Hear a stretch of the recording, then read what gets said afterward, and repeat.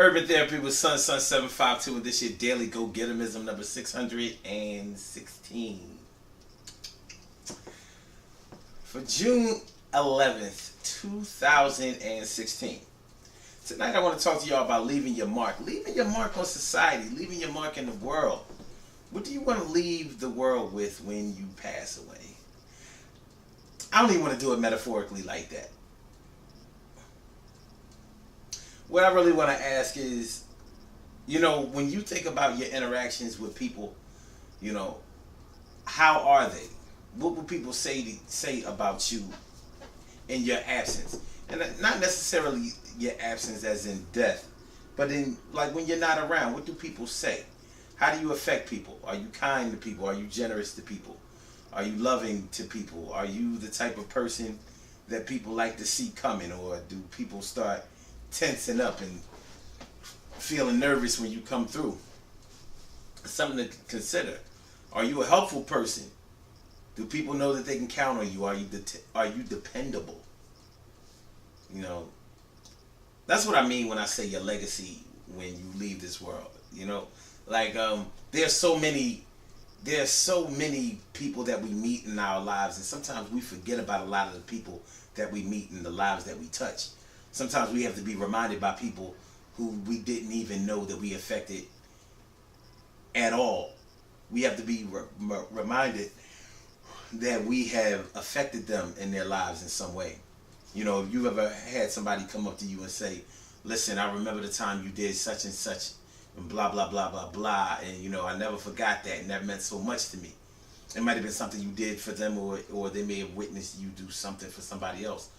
Or they may just have witnessed you do something, and that might have inspired them to do something. That's your legacy. That's your mark. That's who you are. You don't always have to be MLK or Malcolm X. You don't have to be a Michael Jackson. You don't have to be anybody who is a famous celebrity. So sure, we often pattern ourselves after people like that, iconic figures. And that's a good thing. That's a good thing, the way they brought things to the world. But the way that you affect people individually is what really matters. Because when you really think about a lot of our celebrities, and first of all, it's sad that celebrities are the people that most black people look towards when they talk about who they would like to be, or who really influenced them or inspired them to do something. I'm not saying that there's anything wrong with being a celebrity, but there should be more people that are accessible to us that we can look towards and want to grow up to be like, or even if we're grown, to be able to pattern ourselves after in order to affect people, to be able to help people, to be able to inspire others. That's all I'm saying. That's all I'm saying. So, but when you think about the celebrities that we have been inspired by so many times, many of them are just, all of them are just like you and I. They're just regular people who blew up to a certain degree and made something out of their lives. But when you get close to them, if you ever get a chance to know them, you realize that they are flesh of our flesh, bone of our bone, blood of our blood. They have a hard time managing their addictions. They have a hard time dealing with family issues. They have personal problems. They have adjustment problems. A lot of times they are battling substance abuse of some kind. They're human. They're very human, and so are we. So, because we are human, that means that we're going to make many mistakes, and sometimes the mistakes that we make really come to bite us on our ass.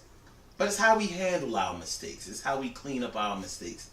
It's how we handle our adversity and come back from adversity.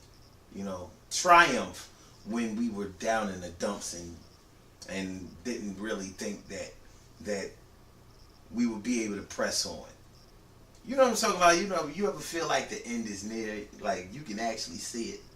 You know, for some people, they may think that the end is near when they get a really bad cold, and they think, "Oh man, this is it. This is how it's gonna go. I've never been sick like this before." The flu will have you feeling like that, you know. But if you've ever helped somebody recover from an illness, you know, and you fought that battle with them, you realize what sacrifice is really all about, and you realize what inner strength is all about, and you realize what building a bond with somebody is all about. Or if you've ever taken that dark, lonely, stressful road towards the very end and actually have been with somebody that was terminally ill and stayed with them and did for them and laughed and cried with them until they took their last breath, you really understand what it's like to affect somebody's lives.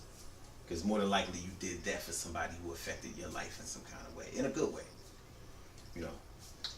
So that's what I'm talking about. That's your legacy right there. The way that people will remember you in your absence, whether you just went to the store or whether you passed on in life, whether you went away, moved away, went away to school, whatever. When people wish that you were here instead of wherever you are, that's your legacy right there. And it's undeniable, and it's a good thing. So I think it's a good thing to work on that. You know, whatever it is that you've ever wanted to be in your life, now is the time to work on it, because 2016 is showing us that tomorrow really ain't promised to nobody, man. You don't know who's going to go next. But we ain't getting a whole lot of downtime in between people leaving this earth. And who knows how much downtime we'll have before it's time for us to go. So let's get it together. You know what I'm saying? Good things happen to those who wait. Great things happen to those who grind. And anything can happen to those who go for theirs. So go hard, go for yours, and remember, your legacy is the way that you affect people. When people wish you were there with them instead of wherever you are in the world, if you are still in the world, that's your legacy. So do your best to try to cement that legacy and make it as positive as possible. You know what I mean? It's not about the material things that you have, because we all get stuff. We all get stuff. Sometimes we waste our money. Sometimes we lose our money. Sometimes we just spend our money. But you can't spend your way to a happy life. You can't do that. You got to spend your time to a happy life. I got to write that down. That's hot. You think I'm playing? That's real right there. The Urban Therapy with Sun Mind, Right, and Body Better Fitness program is tomorrow,